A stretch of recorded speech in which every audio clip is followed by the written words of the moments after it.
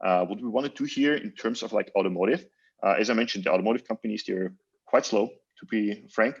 And what we want to do is we want to bring startups close to the headquarters, because there are a lot of times there's a disconnect between the innovation managers of these big OEMs and tier ones and the business units. So our goal is with these platforms to bring the startups close to the headquarters and then introduce them to the business units directly. And then ideally they move forward to work with the startups. So now I'm jumping in a little bit more into details here. How did our mobility platform get established? That actually happened several years ago, say 2013, 14. We started our IoT platform. IoT is very broad, and companies like Daimler, for example, joined very early, Ford, and so on. And as we got more traction, and back then mobility was not a big thing, basically, in 12, 13, yet in the startup space, but we got more and more partners on the platform out of the mobility sector. And then we spun out mobility. It was actually a totally separate vertical, or still is. But what we then experienced is that a lot of these automotive players, that we have to work on a specific strategy with them to make them successful. And if we talk about technologies like autonomous driving, like EVs, everything product related, it takes them a long time to implement such technologies. But what we started to experience is if we introduce them startups, which are a little bit mid to later stage in terms of industrial IT, improvement of costs, for example, smart manufacturing, there's great technologies out there, then they can implement that quicker and they can get success out of those. I can mention one example, a big supplier from Germany, ZF, they're a $40 billion company, and we worked with them for several years already. They have one of their first major successes with us, which is going to be launched. It's not public yet, so but it's going to be launched in the next weeks. What we did with them, we worked with them on a technology. We introduced them a startup which is tracking via video manual work and then improves it. We can go more into specifics there, but basically we run a pilot with them together in one of their factories here in the US, and they showcased that this technology is saving them 300,000 euros per factory. So what they're doing right now, they're scaling them up in their 50 different factories, and that technology from the startup will save them $30 million, which is fantastic. Awesome. And that's really what we want to get into. And then energy, obviously, as you all know, EVs are coming. There's a huge change in the market right now. So we are seeing a little bit of a move from autonomous driving to EV technologies, as every major company is coming out with new EV cars now going forward. Okay, so here you can see a snapshot of the mobility IT network. I already talked about it a little bit, but you can see here, for example, Daimler, Denso. I covered them earlier. I can send you also the slides so you can have a look. But what we do with all of these companies, we run deal flow sessions. I can talk about that too in a second, how that works to really streamline their innovation process in the automotive space and to scale up technologies. So what kind of trends do we see right now? What we do in our accelerator programs, because our corporate partners are deciding the direction of the program. So we are not the ones saying, in mobility, we're going towards this way now. It's our corporate partners. So every 6 months, we're asking our partners, where should we go in terms of startup sourcing for the next 6 months? And that's for the accelerator program. And then we get feedback. And right now, we are identifying just 4 different trends.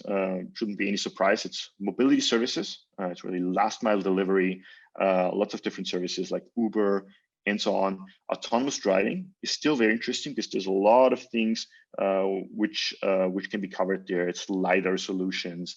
It's also like the big fight between, is it visual or is it LiDARs? The Tesla does not do any LiDARs. Other companies, or most other companies do. So there's this fight there going on. The prices of LiDARs have to come down in order to be competitive. So that's a very interesting field. But we also see a lot of transition towards EVs, electric mobility. As things are getting cheaper, more and more startups are getting into that space, especially like in the battery space, software stacks for batteries, full motors, for example. There's startups out there who are working on that and so on. And then so far, the most traction we're seeing, and that's not in the investment side, that's more on the implementation front. So startups we're introducing to automotive players, and then they're implementing that in full-scale production. We're seeing by far the most traction in connectivity and HMI. And we can go here a little bit deeper so you can see what kind of subcategories they are. This is, for example, like from our last batch, what the corporations combined decided the focus we should put on. In autonomous driving, for example, you see here it's hardware sensors, mapping, software, data analysis, computer vision, processors, last mile delivery, and so on. In connectivity, and we see a lot of traction in that space. It's HMI, occupant monitoring, then gestures, V2X, VR, AR, in-cabin experience is very interesting. Lots of startups in that space. Why do we think this sector is booming? Because we feel like a lot of the tier ones and OEMs, now they're focusing on, it's just a matter of time, and there's a huge debate about this. We can talk about that in our Q&A then too. When is autonomous driving coming? Is it 2-3 years? Is it 10-15 years? Regardless, it's coming. We just don't know when exactly. So a lot of the companies, they're starting to think about how should the interior of a car look like if you don't have to drive anymore. And if you take the driver out of this situation, there's a lot of things you can do. So that's a huge focus for us right now. Then shared economy, car sharing, ride sharing, on-demand services, financial tools, car diagnostics is super interesting. I have to say, like car sharing and all the surrounding technologies got hit pretty bad by COVID because of ride sharing and so on. I think there was a shift towards like driving yourself again. We'll see how that's gonna evolve now post-COVID. So very interesting to monitor that. And also a very hot topic is electrification. So we're working there on EVs, HEVs, motors, range extenders, smart charging. We have a lot of charging startups, batteries, battery management, fuel cells, for example. It's still not off the table. My personal opinion is probably that EVs are going to win this. Pretty sure in my opinion, but there's some great technologies in fuel cells coming out. So right now, our opinion is that fuel cells are probably taking over like the trucking space. It makes a lot of sense there. And that the passenger cars will probably be electric. And then I can go on from here. But before I switch here, is there any questions about like the overall tech topics here? Johannes, this is extremely interesting. I have a question. Yes. Do you see anything moving in the, water kind of transportation, like autonomous vessels, waterways? How to, or Yeah. are you really focused on cars? No. So this is just like the overall trends we're seeing from, obviously in the mobility space, it's mostly OEMs and tier ones, and they're focusing on cars and trucks. But we do see startups in that space as well. Maybe real quick. So this is for the accelerated program. So this is focused a lot around automotive on the streets. But then we do deal flows. That's the one-on-one introductions where we focus on a lot of other topics. We're focusing also a lot on VTOLs, for example. And also we have seen several different startups who are focusing on water as well. I forgot the name, but there's like a very interesting startup. I think it's out of Sweden, who is focusing on electric ships. I can't recall the name, but I can look it up, which is quite interesting. And honestly, like water transportation, I haven't seen that much. We saw some, but air transportation is super interesting. Like we see, in terms of like what startups we see, like there's a lot of startups in that space.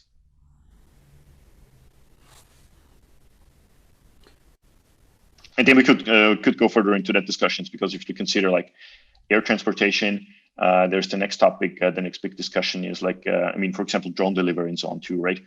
Amazon was in our office. They looked into like drone delivery options. They're building actually a whole factory in Seattle for drone delivery. But then the next debate is, how is that going to happen? Like if Amazon starts drone deliveries, how is the air pollution going? And then there's Elon Musk coming with a Boring Company who says like, this will be chaos. Let's go underground. So it's a quite interesting discussion to see like where transportation is going there. I think it's a combination. Hi, it's Marcus. Hi, Marcus. I'm from London in the UK. Mm-hmm. I guess the question which I have is over the whole expected growth of autonomous vehicles, as to whether there's been any investigation as to whether vehicles are being used by people as a transportation or whether vehicles are being used by people as a form of entertainment. So, there's this whole business about manual cars versus automatic, and I guess we're going to get the same with autonomous versus an element of the skill required to actually move this thing. I don't know, I'm guessing it's going to be at a niche market size, but do you know if the analysis has been done as to whether people are viewing vehicles as just transportation or as entertainment?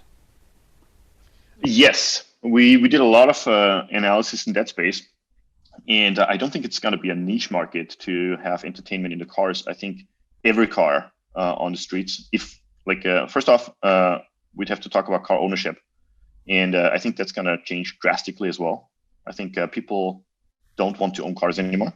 Cars probably are getting more expensive in terms of if they have the full stack in there with huge screens, all the amenities. I mean, Apple apparently there's a lot of rumors. So Apple is working on a car too. I don't think they're going to sell cars. I think they will offer it in a network, and the cars will be very expensive. But then you just book them for a ride.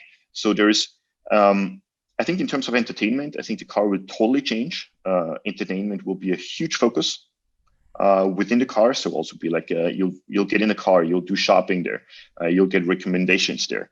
I think the interior of the car will totally change, and we get a lot of requests. For example, we did a session with Daimler already as well. How's the entertainment going to look like within the car?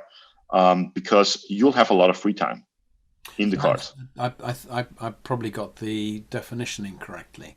Okay. So I know some of my friends have got cars which are very manual because they find it entertaining. Oh, I see. Okay. To tame the beast, as opposed to functional from getting from point A to point B. To the extent that some of my friends, in fact, I have a car which I go from point A to point A via point B. I mean, I totally understand what you're talking about, and yes, this is gonna stay for sure. And I also see from our perspective, the industry is heading towards EVs. From my perspective, there is no question. But if you're talking about fun cars, I do not think that combustion engines will totally go away. For example, yesterday I had a meeting with a partner. He just bought a Porsche, an older Porsche, and it's just nostalgic, right? It's just if you sit in this car, you feel the engine and so on. And people will still want to do this. People still ride horses these days, right? It's entertaining, it's fun, but they're not using them for transportation. To say with the horses to go from point A to point A, and with cars they actually do transportation. So it's absolutely gonna be here to stay. Johannes, a good example. Oh, go ahead. Can I share this slide? Yes. Thank you. 1 second.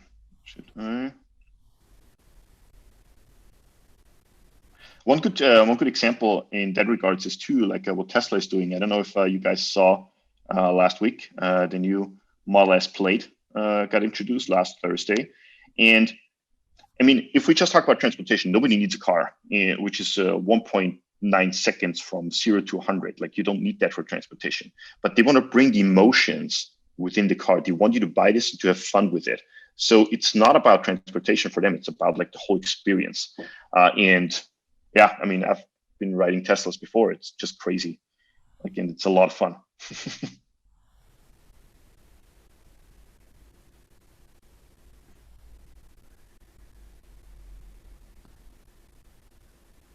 Do you guys have any other question in terms of the technologies around mobility? I can also go into some use cases, what we have been working on in the mobility space. Nikki, you wanted to share something, right? Just a question. Okay. How do you see the transfer between different sectors? For example, if you take health and automotive, Is there anything, for example, that in the health industry with sensor captures that might define if you are in a proper condition to drive, or that can basically assess something about physiologically what's going on that you will find in the car in order to Yes. What's happening basically in terms of cross industry and how they are building on each other? This is huge. It's a great topic. So health is also like some synergy we're seeing between automotive and this sector within health, because what we're working on right now with several different OEMs and tier ones is how do we monitor the people? First off, that's not so much health related, but how many people are in the car? Who is in the car? Is it a children? Is it a grown up? But then we're working on sensors, and it's crazy what's out there. I've not seen things like this before, but I tested it. For example, they have camera sensors now, which is on in front of you, and these sensors, they can literally detect. You just sit there, you have nothing on you. They can literally detect your heart rate, your pulse. Right now, they're working on your alcohol level through a camera. There is no attachments to your body.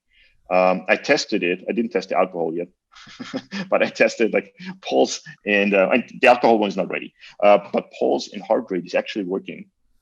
I actually have it on the phone. It's an app where they screen your face, and through like tiny like movements on your cheek and other areas, they can actually detect your pulse and heart rate.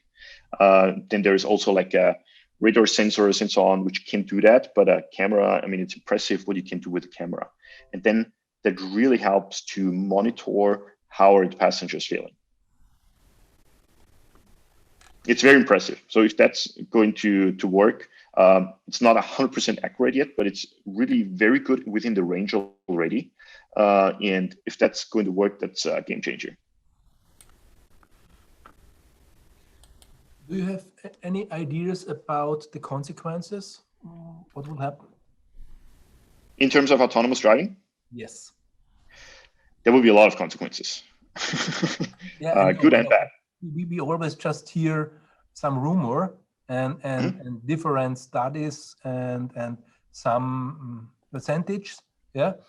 And for example, one what I reporter wrote last week, they say, okay, if it's happened, then we have to produce 85% of cars less. And it's mean dramatical impact, of course, in a good way for the environment and all the materials which you don't need anymore. Yeah, but for each producing company, it's in horror. Yeah. Come out. Yeah, you're totally right. We did an analysis in that space as well, and we do think that it's going to be less. We don't think it's 85% less, because you also have to imagine that these cars, if they're autonomous, they will drive 24/7, and they will break down earlier. Although, on the other hand side, you have to say like EVs are holding very long. So they can run 1 million miles, 1.5 million miles. And we see that there will be an industry in terms of like interior, because if it's shared, the interior will deteriorate sooner. So there'll be a lot of changes within the interior. So like, let's say you have the body and then you start changing like the interior every 200,000-300,000 miles or so. So you change that out. But I do think it will be a serious hit to the industry regardless, because the value creation is really going to be like the software. And the software will be where the most profit is going to be generated, not the hardware. So if you think about like an automotive company, they make $3,000 to maybe $5,000 per car. If you think about software, if they start like leasing that per month, and I'm sure they will, they charge them $200-$300. They do that for a car which holds 10 years. You do the math and you see who will make the money there. I mean, I talk with Tesla and so on too. I mean, they're saying like, ideally, we're getting out of the space to producing cars. Software is where we're most profitable. Like if they could outsource this, they will probably do that because they can make the money with the software. Once they get the software stack right, I mean, this is profit, right? You see the Googles, you see all the software companies. That's how you're so profitable. Hardware, not so interesting anymore. You need it, but it's not going to be the profit driver. Of course, it's nice for the software companies, but if you have a look of the structure of the European companies, automotive car, I don't know, BMW or whatever, yeah, and see also the supplier structure in Europe. It's not a nice perspective. Absolutely, no, it's not. It's not good. I mean, it's like that's absolutely not. So I mean, we're working with all these guys, and we're trying that they have to get into software. They have to analyze the data. They have to use their data. They can't focus on producing hardware, only hardware. You have to produce hardware. It's still valuable, but you have to change this because first off, they have a lot of people, and you want to keep that people. I mean, from my prediction, it's not going to be possible to keep all these people. You have to retrain them. There's no way that they can maintain this because they're getting in a cost crunch. If you see like a Tesla and how fast they're moving, and you see these big companies, I mean, I hope that's not too frank, but they're overblown with employees, and a lot of them don't have anything to do. They have to change. I mean, I'm not here to paint a nice picture for the automotive industry. We're working with them. I know very clearly how they look like and what problems they have.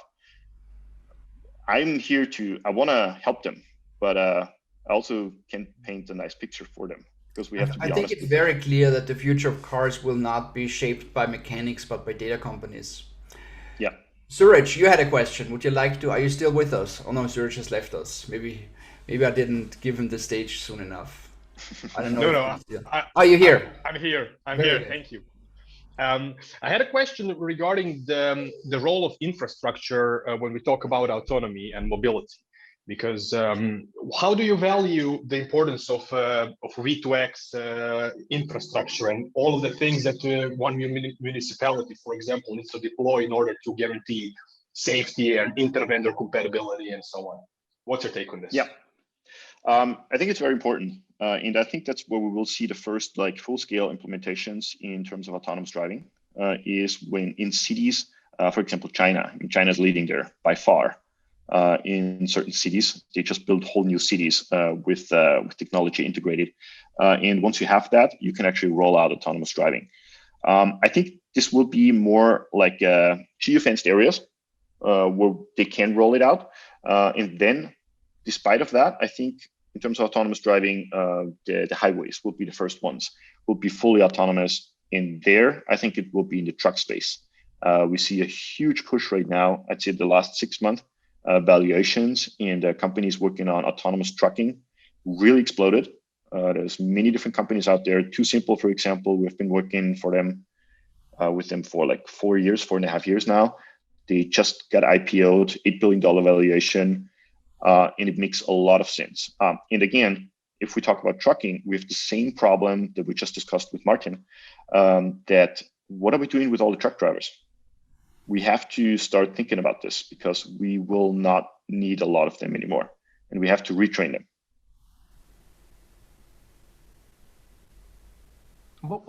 Do you have figures to it or just a scenario? No, it's just a scenario. Like, I'm not going to say like, I think like we should transition them into like retirement too, because this is not going to happen in a year or two.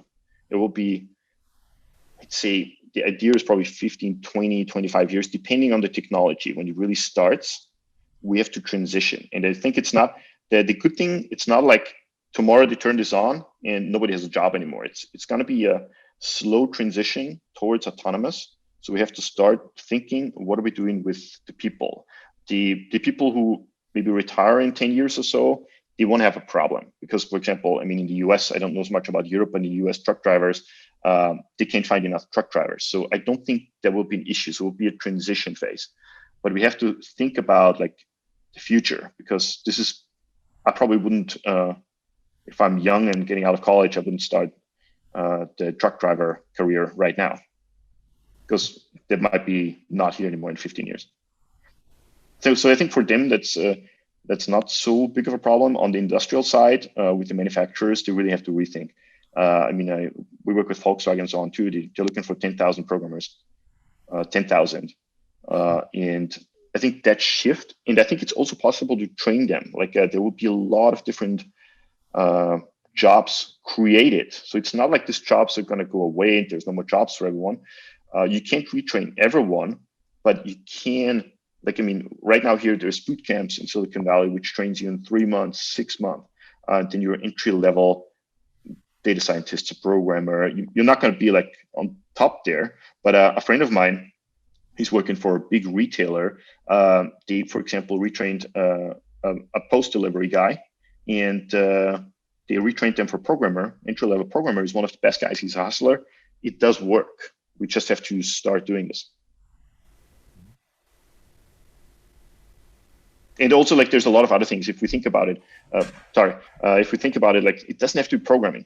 When we talk about maintenance of the autonomous cars, there will be a lot of work to get maintenance done with these cars and so on. So there's lots of other jobs going to be created. You mentioned a few cases. Can you maybe share some projects, companies? For sure. Yeah. So let me pull this up here. I prepared some here.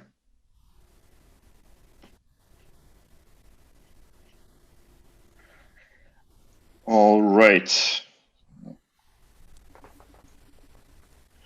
Can you guys see this?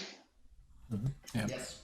Okay, so let me start with this one. Actually, that's pretty cool, because we can already talk about the name. This one is still kind of confidential, but I can hint some names.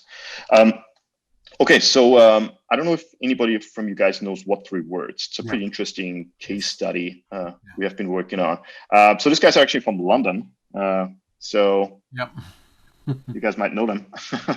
But it's a very cool technology. So first when I heard them, I was thinking, what could be the use case there? I can really imagine a use case for this technology. But then the more we got into it, it was more and more interesting. So imagine like a Google Maps, and they have basically a grid around the world with 3 meter by 3 meter grids. And they called this 3 meter by 3 meter grids with 3 names. And every grid is different, every little pocket. So what you can do is you can navigate anywhere in the world with 3 names to a very specific locations. And then when you start thinking about it, there's a lot of different use cases. I always say Uber as a use case. They don't use it yet.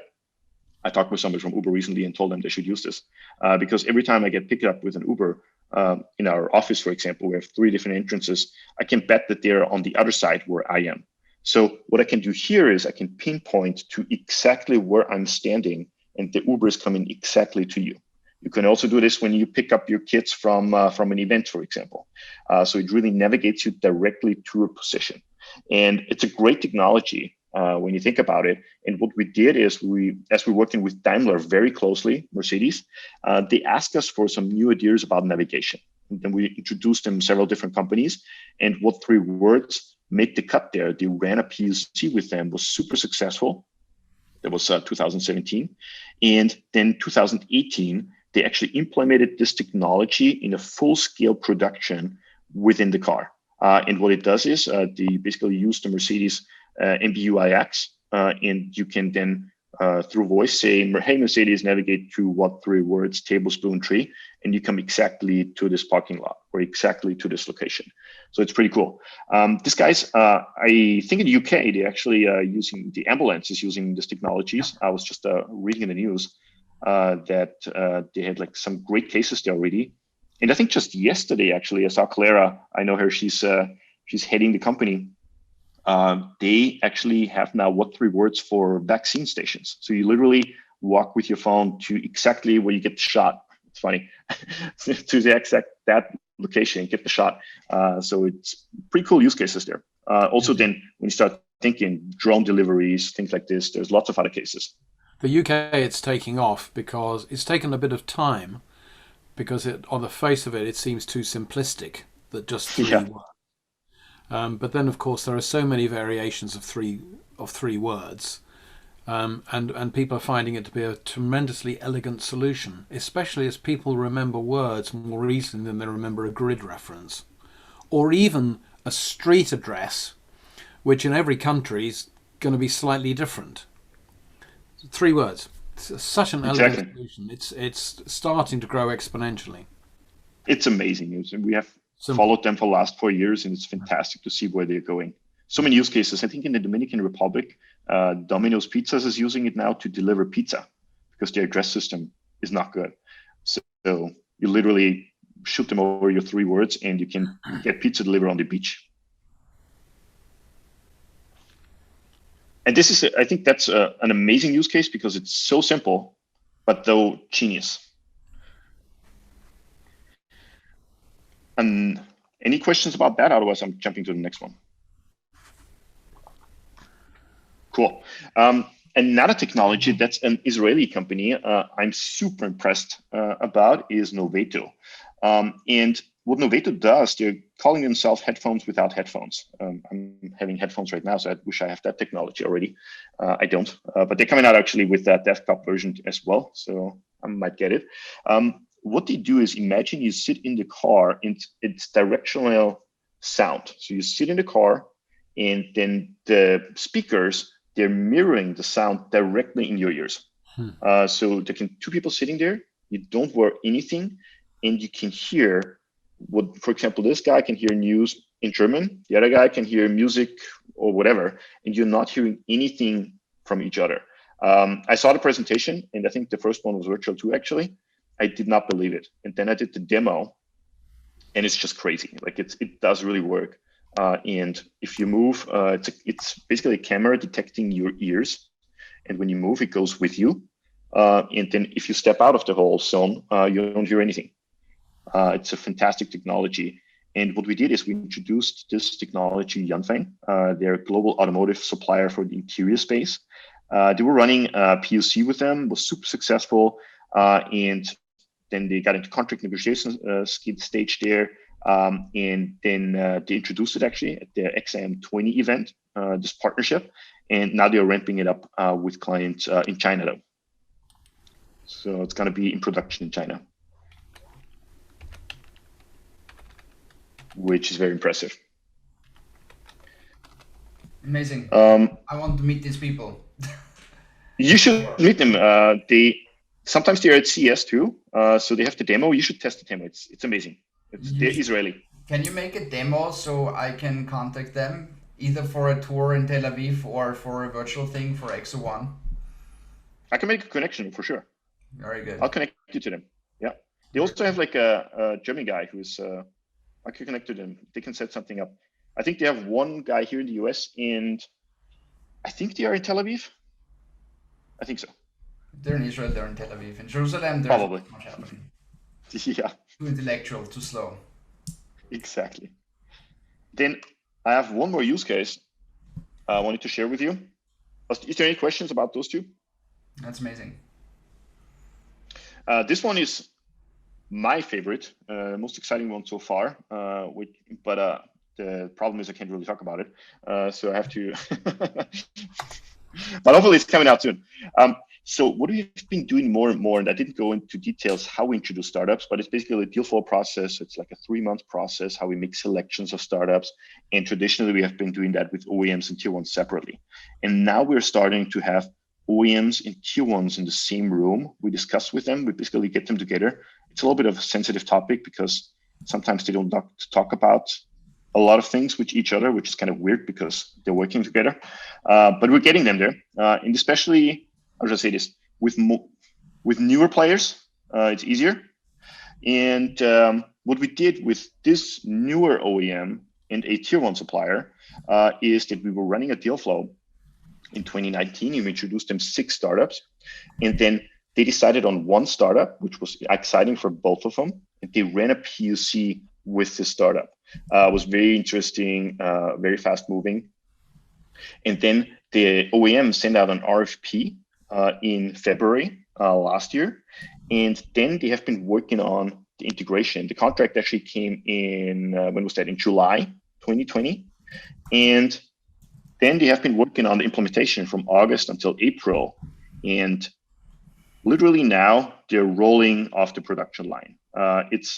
The exciting thing is it's not just software, it's hardware and software combined within the car. It's actually in 3 different places within the car, this technology. It's in the touch space, like HMI, which we see a lot of traction in. And The cars are getting produced right now. And the funny part is the startup who has been working on this with this too already exited about 3 weeks ago to a big semiconductor company. So they saw huge traction, great success story. Unfortunately, I can't talk too much about like who that is and so on, but it's going to be a huge thing.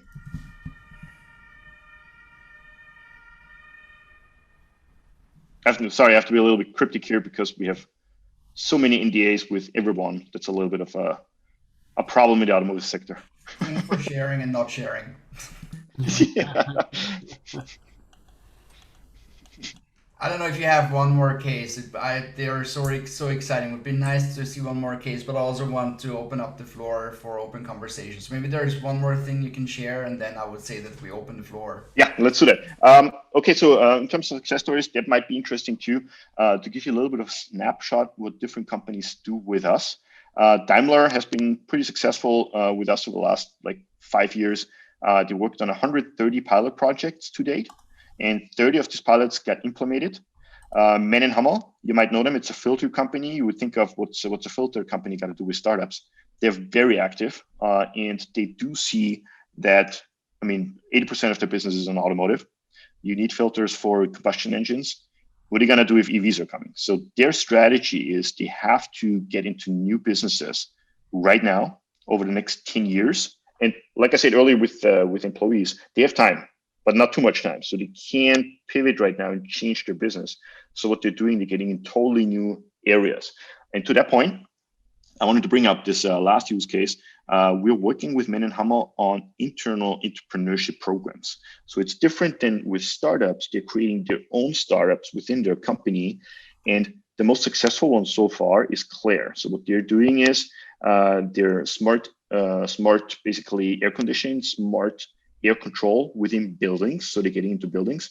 And I think right now they're so busy, they're actually hiring because of COVID, kind of a lucky for them, so to say, because air quality is getting very important now. And what we did with them, they literally put a team together of 5 different people within Hummel. Everybody could apply with ideas. And then we brought them to Silicon Valley. Then they decided on one of the 5 ideas.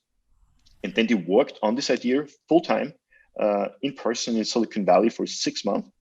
They had milestones to reach. And the idea was to, if that is successful, to create a spin-off. And they did. After 6 months, it was so successful that they created a spin-off. It's their own team now. I think there are 6 people now. And it's really successful. They have their first clients going on. And it's a great success story to see. And the funny part is that big corporations are slow. So when you take these people out of their usual environment, you put them in a different environment and we help them to scale. When you talk with them, it's funny because after the 6 months, they're saying, I could not imagine going back to my business unit. We achieved here in 6 months what we could do in 3 years within the business unit with all the hierarchies and policies and procedures. So they did not have any basically reporting. They got their budget and they operated like a startup. They had advisors like the CTO, Charles Violent. He's the CTO of Hummel. I know him very well. He's very progressive. So he let them do whatever they wanted to do basically within the 6 months. And it really works. It's fantastic to see that results.